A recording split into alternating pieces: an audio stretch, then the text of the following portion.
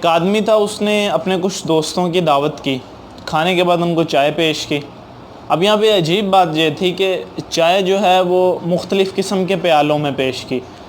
کسی کو مٹی کے پیالے میں، کسی کو چینی کے پیالے میں، کسی کو پلاسٹک کے پیالے میں،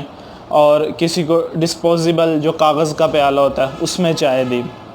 اب چیز تو اندر والی تھی جو سب کی سیم تھی، کوانٹٹی میں بھی اور کوالٹی میں بھی۔ ہوا کچھ یہاں پہ یوں کہ سارے ایک دوسرے کے پیالے کو حسرت کی نگاہ سے دیکھنا شروع کر دیا،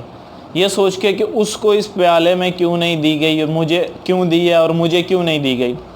اب اسی کشمکش میں ان کا نقصان یہ ہوا کہ ان کی چائے ٹھنڈی ہوگی اور وہ اپنی چائے کا جو مزہ ہے وہ کھو بیٹھے، صرف اس وجہ سے کہ ایک دوسرے کو حسرت کی نگاہ سے دیکھتے رہے کہ اس کو یہ کیوں ملا اور مجھے کیوں نہیں ملا، اور اپنی چائے ٹھنڈی کر بیٹھے، اس کا چائے کا مزہ بھی خراب ہو گیا۔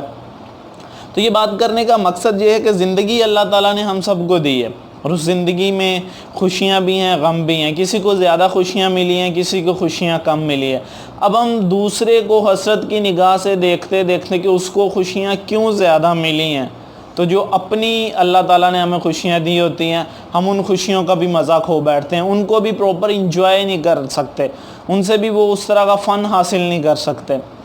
کسی کے پاس اگر بڑی کار ہے تو اس کی یہ حسرت نہ کریں کہ اس کے پاس بڑی کار کیوں نہیں ہے، بلکہ اپنے سے نیچے والے کو دیکھنا ہے شاید اس کے پاس کار ہی نہ ہو۔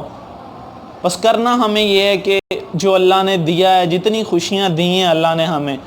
ان کا اللہ سے شکر ادا کرنا ہے، نہ کہ دوسروں کی خوشیوں کو دیکھ کے حسرت کرنی ہے۔